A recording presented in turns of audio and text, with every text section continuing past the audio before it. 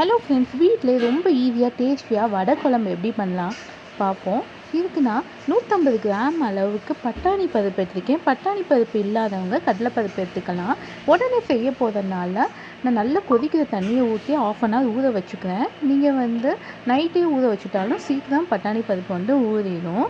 இது மாதிரி கை வச்சு அமுக்குனா உடையணும் பருப்பு, அந்த அளவுக்கு நம்மளுக்கு நல்லா ஊறிக்கணும். கொதிக்கிற தண்ணி ஊற்றி பாருங்கள், சீக்கிரம் ஒரு மாதிரி ஆஃப் அன் ஹவருக்குள்ளேயே நம்மளுக்கு பருப்பு ரெடி ஆகிடும்.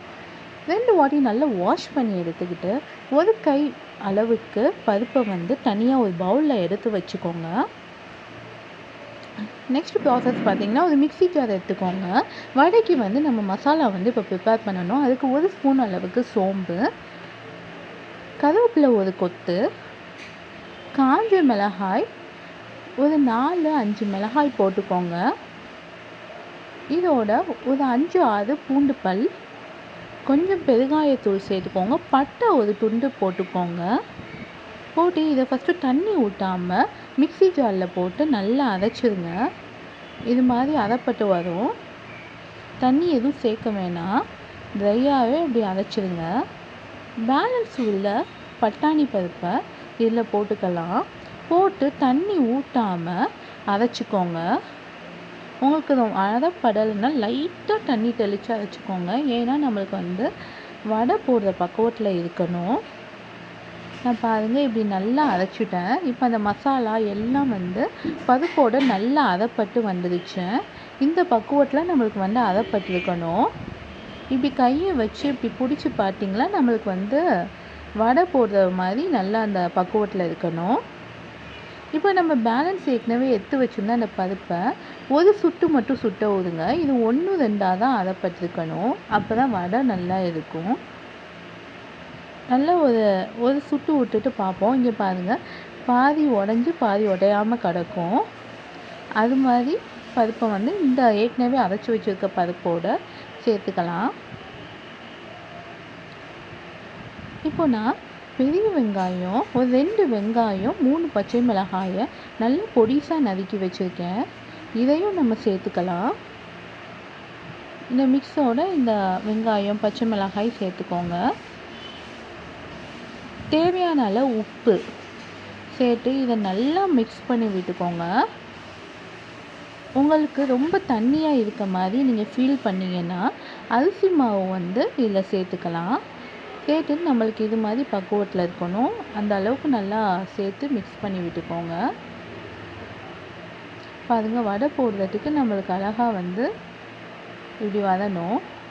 வடை போடுற டெக்ஸ்சருக்கு நமக்கு மாவு பிசைஞ்சாச்சு. இப்போ குழம்புக்கு தேவையான பொருட்கள் பார்க்கலாம். 50 கிராம் அளவுக்கு சின்ன வெங்காயம் வச்சுருக்கோம். ஒரு 7-8 பூண்டு பல், 2 பச்சை மிளகாய், 2 தக்காளி பொடிசாக நறுக்கியிருக்கேன். இல்லை ஒரு கைப்பிடி அளவுக்கு சின்ன வெங்காயத்தையும் பூண்டு, தக்காளி, எல்லா தக்காளி பழமையும் போட்டு நல்லா அரைச்சி எடுத்துக்கோங்க. ஒரு பேஸ்ட் கணக்காக அரைச்சிக்கோங்க.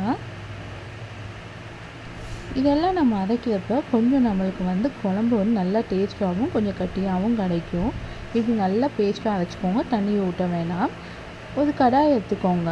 குழம்பு தாளிச்சுக்கலாம். 3 டேபிள் ஸ்பூன் அளவுக்கு எண்ணெய் விட்டுக்கோங்க. எண்ணெய் சூடான 1 ஸ்பூன் அளவுக்கு கடுகு, 1 ஸ்பூன் வெந்தயம், 1 டீஸ்பூன் அளவுக்கு சோம்பு சேர்த்து இது கொஞ்சம் நல்லா பொரிஞ்சு வந்தோன்னே நம்ம ஏற்கனவே பேலன்ஸ் வச்சுருக்க பச்சை மிளகாவையும் சின்ன வெங்காயத்தையும் இதில் சேர்த்துக்கலாம். இது கொஞ்சம் நல்லா சின்ன வெங்காயம் கொஞ்சம் பொரிஞ்சு நல்லா கண்ணாடி பழத்துக்கு வந்துடும். அப்போது ஒரு 1.5 ஸ்பூன் அளவுக்கு மிளகாய் தூள் சேர்த்துக்கோங்க. நல்ல காரம் சாப்பிட்றவங்களா இருந்தால் நல்லா நீங்கள் தாராளமாக 2 ஸ்பூன் மிளகாய் தூள் சேர்த்துக்கலாம். இதோட நம்ம அரைச்சி வச்சுருக்க பேஸ்ட்டையும் ஆட் பண்ணிக்குவோம். ஆட் பண்ணி நல்லா ஒரு 2 மினிட்ஸ் ஹை ஃப்ளேமில் வச்சு நல்லா வதக்கி விட்டுக்கோங்க. இந்த தக்காளி வெங்காயம் அரைச்சி விழுது அந்த வாசனை போகிற அளவுக்கு நல்லா ஹை ஃப்ளேமில் வதக்கிக்கோங்க. கொஞ்சமாக சால்ட்டும் சேர்த்துக்கோங்க குழம்புக்கு தக்கன. சேர்த்து இதெல்லாம் நல்லா வதக்கி விட்டுக்கோங்க. இந்த எண்ணெய் பார்த்திங்கன்னா இப்போயே நம்மளுக்கு பிரிஞ்சு வரும். இப்போது குழம்பு மிளகாய் தூள் சேர்த்துக்கலாம். 4 ஸ்பூன் அளவு குழம்பு மிளகாய் தூள் சேர்த்துருக்கேன். இதையும் நல்லா வதக்கி ஒரு 2 மினிட்ஸ் வதக்கி விட்டுக்கோங்க.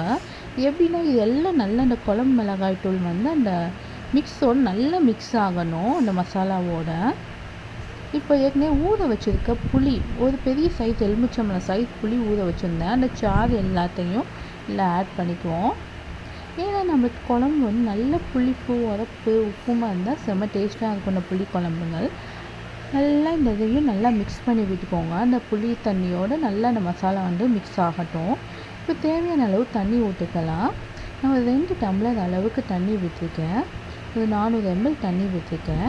எல்லாத்தையும் நல்லா மிக்ஸ் பண்ணிப்போம். இந்த மசாலா எல்லாம் நல்லா மிக்ஸ் ஆகிக்கணும். ஒரு தடவை நல்லா கிளறி விட்டுக்கோங்க. கிளறி விட்டு இது வந்து நல்ல ஒரு 10லேருந்து 15 நிமிஷம் நல்லா கொதிக்கட்டும். அதுக்குள்ளேயும் நம்ம வந்து வடை வந்து போட்டுடலாம். வடைக்கு ஒரு கடாய் எடுத்து தேவையான அளவுக்கு எண்ணெய் விட்டுக்கோங்க. எண்ணெய் சூடாகுதுன்னு பாருங்க. நல்லா குழம்பு வந்து கொதி வந்துக்கிட்டு இருக்கு. இப்போ நம்ம வடையெல்லாம் பொரிச்சு எடுத்துடலாம். வடையை இப்படி நல்லா தட்டி போட்டு நம்ம நல்லா பொரிச்சிடலாம். ஹை ஃப்ளேமில் ஃபஸ்ட்டு ஒரு 30 செகண்ட் வச்சுட்டு லோ ஃப்ளேமில் வச்சுருங்க. அது மாதிரி பொன்னிறமாக வடை வரும். நல்லா அதை திருப்பி போட்டு நம்ம வடையை வந்து பொரித்து எல்லா வடையும் நம்ம வந்து தனியாக பொரித்து எடுத்துடுவோம். இந்த வடை குழம்புக்கு ட்ரை பண்ணி பாருங்கள். செம்ம டேஸ்ட்டாக இருக்கும். பாருங்க நல்லா குழம்பு வந்து எல்லா வடையும் பொரிக்கிறதுக்குள்ளேயும் 15 நிமிஷத்தில் நல்லா வந்து நம்மளுக்கு குழம்பு வந்து ஃபுல்லாக நல்ல கொதி வந்து பாருங்கள் பாதி காவாச்சி தண்ணி வந்து வட்டியாச்சு. இப்போ நம்மளும் எல்லா வடையும் வந்து பொரிச்சாச்சு. இப்போ கரெக்டாக நான் ஒரு 15 மினிட்ஸ் குழம்பு வந்து கொதிக்க விட்டேன். இந்த பொரிச்சு வச்சுருக்க வடை எல்லாத்தையும் குழம்பு லோ ஃப்ளேமில் வச்சு பொரிச்ச வடை எல்லாத்தையும் அந்த குழம்போடு சேர்த்துங்க. சேர்த்துட்டு உப்பு, உரப்பு, புளிப்பு எல்லாம் கரெக்டாக இருக்கான்னு ஒன் டைம் பார்த்துக்கோங்க. இப்போ எல்லா வடையும் ஒன்று ஒன்றா அந்த குழம்புல வந்து சேர்க்க ஆரம்பித்தாச்சு. இது மாதிரி வடை குழம்பு நம்ம வைக்கிறப்ப எந்த சைட் டிஷ்ஷுமே அவ்வளோவா நம்மளுக்கு தேவைப்படாது. அந்த ஒரு வடை ஒரு ஆள் வச்சு குழம்பு வச்சு சாப்பிட்டுக்கலாம். இது நல்லா ஒரு கொதி வந்து ஹை ஃப்ளேமில் வச்சு நல்லா கொதிக்கட்டும். வடை போட்டோன்னே இப்போ சிம்மில் போட்டு ஒரு 10 நிமிஷம் லோ ஃப்ளேமில் வச்சுருங்க. அடுப்பை மூடி போட்டு 10 நிமிஷம் கழித்து பார்ப்போம். பாருங்கள் நல்லா அந்த வடையோட அந்த புளிப்பு, அந்த மசாலா, அந்த குழம்பு ஃப்ளேவர் வந்து நம்மளுக்கு இறங்கியிருக்கும். இறங்கி எண்ணெய் எல்லாம் நல்லா பிரிஞ்சு வந்தாச்சு. சாதத்துக்கு ஊற்றி சாப்பிட அவ்வளோ டேஸ்ட்டாக இருக்கும். இப்போ ஸ்டவ் ஆஃப் பண்ணி கொஞ்சமாக கொத்தமல்லி போட்டு இறக்கிடலாம் குழம்ப. இந்த குழம்பு நிஜமாக சாப்பிட அவ்வளோ சூப்பராக மீன் குழம்பு ஃப்ளேவரில் இருந்துச்சுங்க. நீங்களும் உங்கள் வீட்டில் ட்ரை பண்ணி பார்த்துட்டு இந்த குழம்பு எப்படி இருக்குன்னு சாப்பிட்டு கமெண்ட் பண்ணுங்கள். பிடிச்சிருந்தால் லைக் பண்ணுங்கள், ஷேர் பண்ணுங்கள், அப்படியே சப்ஸ்கிரைபும் பண்ணிக்கோங்க. இன்றைக்கி நம்ம வீட்டில் சமையல் பார்த்திங்கன்னா சுட சுட சாதம், வடை குழம்பு அவ்வளோ டேஸ்ட்டாக இருந்துச்சு. இதுக்கு வந்து சைட் டிஷ்ஷாக கேரட் பொரியல். அவ்வளோதாங்க.